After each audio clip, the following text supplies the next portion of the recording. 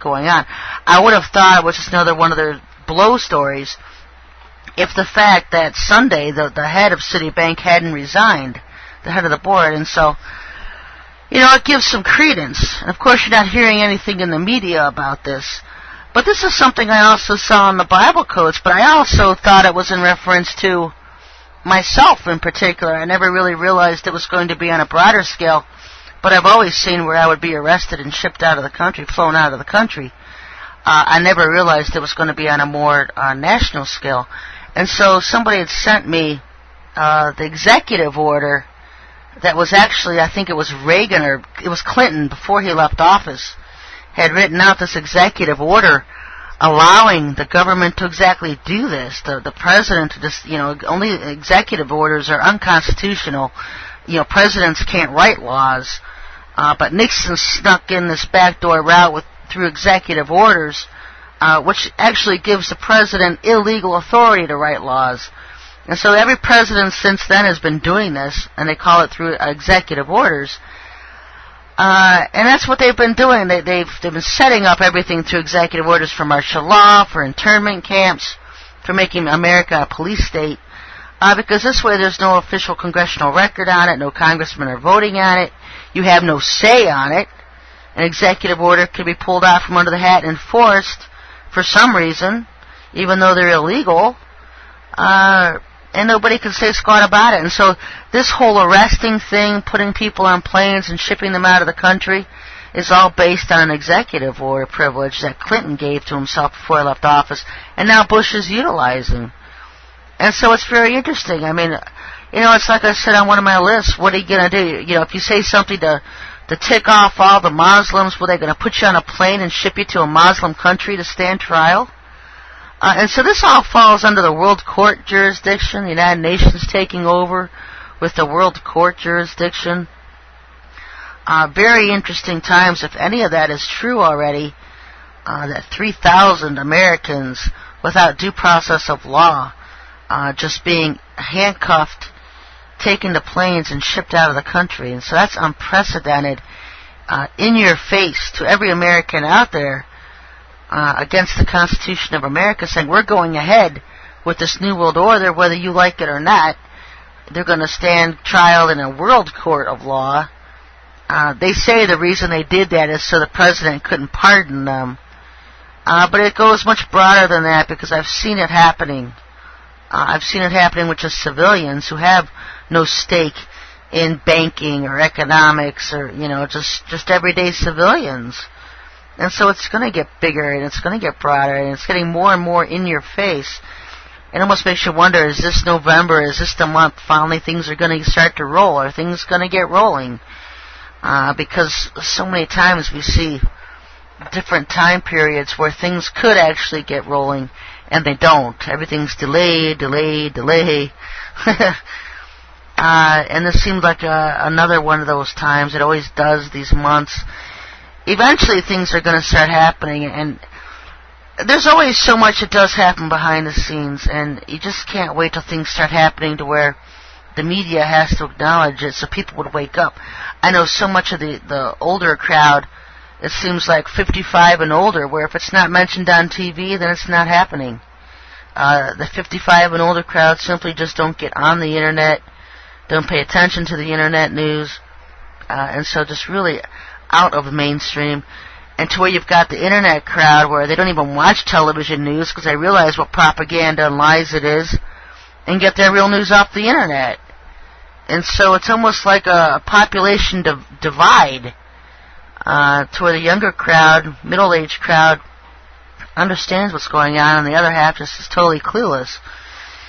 And it's going to lead to a lot of dissension here at Civil War. I know there's a couple of talk show hosts that have been suggesting riots and incitement when things do start going down. And from what I'm seeing, folks, we've got nothing to lose. You've got nothing to lose. I want to read something that, I've had stuff on my website at thewatcherfiles.com for years about the Project Bluebeam, and I've been talking about it off and on for years. And so today I'm reading this article, and This is from the International Free Press in Canada.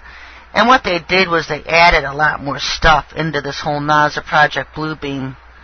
A lot more information, making it more detailed. What I had was just the Bluebeam project itself, the 4 stages that they were going to bring that about. And what this article did, and the writer of this article allegedly killed both of them shortly after writing this article, giving some more information on exactly what the New World Order plans to do. And they mentioned a classification, a 7-layer classification of people that they're going to be dividing people up into. And I thought that was real interesting. It's the first time I've seen it. Now, we've seen color coding. We've all heard of that, where you're going to be color coded. And they've got the red list, the blue list, the green list. Red listers to be terminated immediately. Blue listers to be arrested and then terminated. And then the green list, people that would most likely go along with the New World Order and not a threat to the New World Order. So not a list I'd want to be on. But yeah, we've been familiar with this color coding. But now we're starting to see another angle that they have, a classification of prisoners.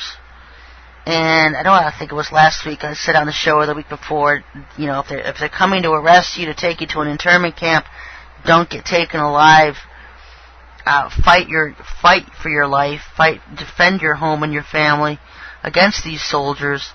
And tonight, when I read these 7 classifications, you'll realize exactly why. And I've told you they do nothing but torment and torture people once they're arrested, and that's exactly what they plan on doing. And so, as an American, as a citizen of the Lord's Army, you have every right to defend yourself, defend your lives against the satanic New World Order, the satanic UN World Police Authority they plan on establishing. Their biggest pushes for this New World Order, folks, is to abolish all Christian traditional religions in order to replace them with a one world religion based on the cult of man, which is Masonry. And this is based on their article, and this is exactly what I've been saying, that the one world religion would be based on Masonry, where man can become God. Man is God. They want to abolish all national identity and national pride in order to establish a world identity and a world pride. To abolish the family as known today in order to replace them with individuals all working for the glory of the New World government. And what glory is it to be a slave of anyone or anything? That's exactly what they plan on making people, as slaves to this New World Order, only you're supposed to like it. You're supposed to enjoy it. You're supposed to love losing your national identity and gaining a world identity, and all on for glory of the New World Order. I mean, this is so... Can you hear the hiss in all of this? It's almost like the first time around where Satan set himself up to be worshipped, and 2/3 of the people, the angels at that time, rejected him. They weren't going to worship him. And so you see it coming around a second time with mankind, only this time the tables are going to turn and 2/3 will worship him, and so it's really sickening. What they plan on doing, first of all, is establishing a new world religion, a new world government, and the Bible talks about this as well, talks about this all-encompassing global government that Satan's going to rule. But some of the tools right now that they're working on, and so I thought this was interesting because I don't know when this article was written, but it very boldly states the goals of the New Age movement under which the United Nations operate right now.